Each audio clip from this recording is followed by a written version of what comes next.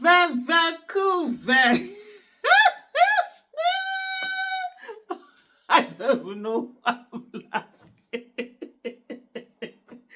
I don't even know why I'm laughing this one. That's why some people are always angry with me, like, oh, her video, she's only just laughing in her video. But anyway, Sha, this is exclusive coming from People's Gazette, and it says Bola Tinubu pays US lobbyists $2.7 million to help burnish image destroyed by drug dealing, certificate forgery scandals, and all of that.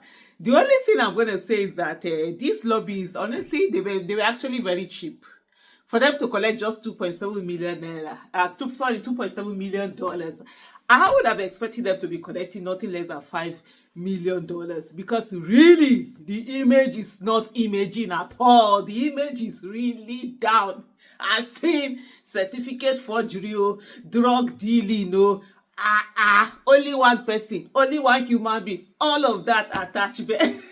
Hey, that's the illegitimate president that you people have, and you are calling that you have president. Oh my show, Nigeria. No. Nigeria carried last. An aide said the Nigerian leader engaged PR firms after evaluating the impact widespread coverage of his narcotics and diploma mess had on his prestige before his foreign peers. And I'm sure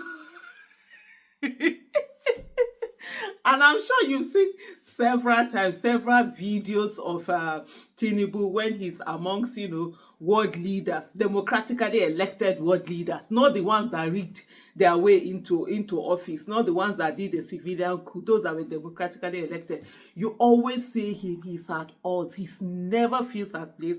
They're either pushing him to one side, or you see him in one corner. You literally can see the fact that he is lost. So that's why for me, I'm looking at this and I'm not so, it's not surprising. There are certain things that you see somebody, they say, no, that thing, how can it didn't happen? Now, this one more than happened, because you can see literally there's no legitimacy beyond the fact that Tinubu has issue of narcotics, issue of certificate forgery. It's also the issue of legitimacy. Literally, people know how their election went, even if people will be diplomatic and wanting to be, how do they say that, diplomatically correct, wanting to say the right thing, not say the wrong thing. At the end of the day, everybody knows that this election you didn't win it. Guy, you rigged it. Because the rigging was so brazen in the manner that it was done. It wasn't done with finesse. It wasn't done in a more sophisticated way. It was done in a very crude way that showed to the whole world that, hey, it was rigged, and all of that. So there's also that issue. But let me come to what People's Gazette, have said. They said Bola Tinubu has hired lobbyists in the United States to help convince lawmakers and policy makers that he carries acceptable personal probity to lead Nigeria. People's Gazette can report, after suffering a reputational hit that followed reports of his involvement in illicit drug peddling and certificate fraud. So this is the thing. A lot of these world leaders, they are fighting drug dealers, they're fighting criminals, they are fighting people who are doing the wrong thing, and then someone is standing on the table with them that is doing the wrong thing, or that has done this, or is still doing it, or whatever. Yeah, I ain't going to.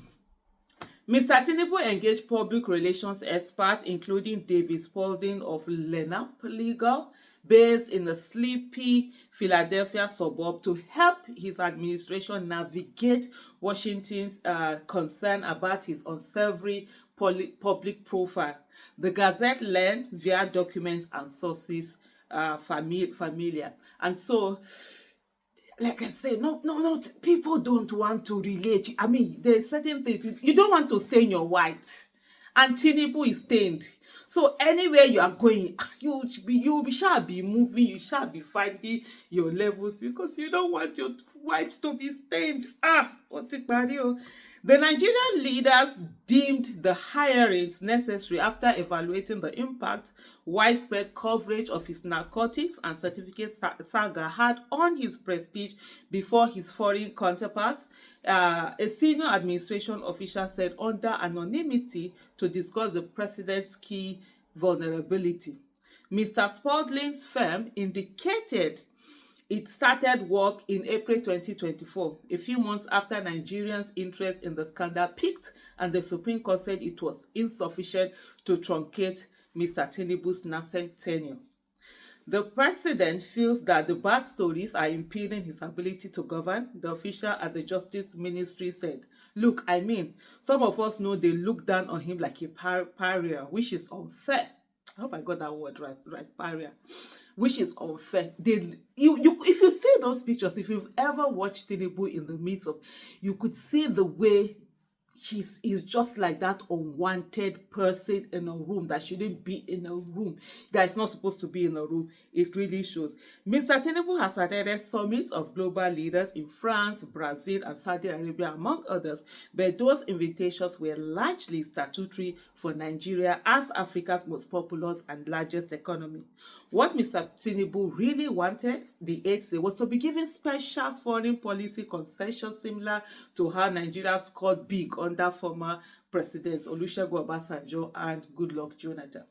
His attempt to flex international muscle months after assuming office ended in humiliation after the Emiratis repudiated key prongs of an agreement he purportedly locked in following a meeting in Abu Dhabi in September 2023. And of course, you've seen a lot of times where they've come out in desperation to lie about certain agreements that they've made and all of that, only for the people that they say they made those agreements to come out and say, nah, we didn't make those agreements. You know, propaganda, you can't govern with propaganda. I mean, I don't know how somebody can say this enough. You cannot govern with propaganda. The Nigerian economy has trended rapidly downward since Mr. Tinubu's inauguration in May 2023, and critics say he overfilled his cabinet with corrupt and incompetent politicians with limited contacts outside Nigeria. Atiku Bagudu, infamous for helping former dictator Sani Abacha launder billions in stolen funds in the 1990s, and Nyesom Wike, a lifelong alcoholic who did not flinch from the label, are running and debasing key ministries, departments, and agencies. Another shady minister, Uche Nanji, has remained in Mr. Tinubu's cabinet more than 6 months after the Gazette exposed how he forged the National Youth Service certificate he submitted to the Nigerian Senate to skill confirmation. I mean, forgery is a thing now. the oga at the top is forged. So who else will not, forge? But administration officials readily dismissed opposition attacks that the president was bleeding credibility, relying on not just his foreign trips, but also the quality of foreign leaders he had entertained in the State House, including German Chancellor Olaf Scholz and Indian Prime Minister Narendra Modi. You know what happened with the Indian Prime Minister now when they say Wike was drunk and, sort of like hit him. That's the reports that are out there. Sort of pushed him when he was trying to walk by. The Justice Ministry official said the Tinubu followed advice to reconstruct his image with members of the U.S. House of Representatives, senators, and White House officials. The official added that the contract, some of which were signed for the government of Nigeria to obscure Mr. Tinubu's personal stake, would satisfy the chores. The Gazette was told that Mr. Tinubu was still furious over the role of the Nigerian media and opposition leader Atiku Abubakar in fragmenting the charges and spreading them across Nigeria and beyond. The allegations, while substantially factual, were by themselves not entirely new, but their discussion had been largely restricted to online chatbots and idiosyncratic spotlights on social media platforms for several years until Mr. Abubakar sought to use them to blunt Mr. Tinubu's appeal ahead of the 2023 elections. After Mr. Tinubu was declared winner, Mr. Abubakar's legal team prioritized factual elements of the claims while litigating the vote outcome before the Election Petitions Tribunal and ultimately the Supreme Court.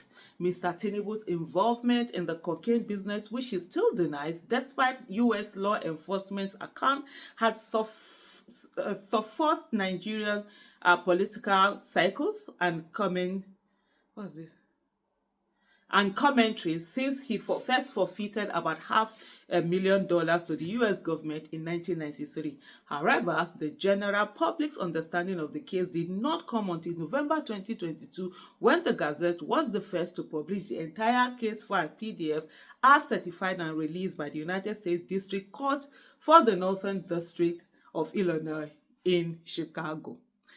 It's a I mean, this is a whole, oh my goodness. Okay, I think I'm gonna stop here, otherwise this video is going to be like 20 minutes long. But anyway, this is it. Can you imagine what Nigeria is reduced to at this level? And it's really sad. Thank you for watching.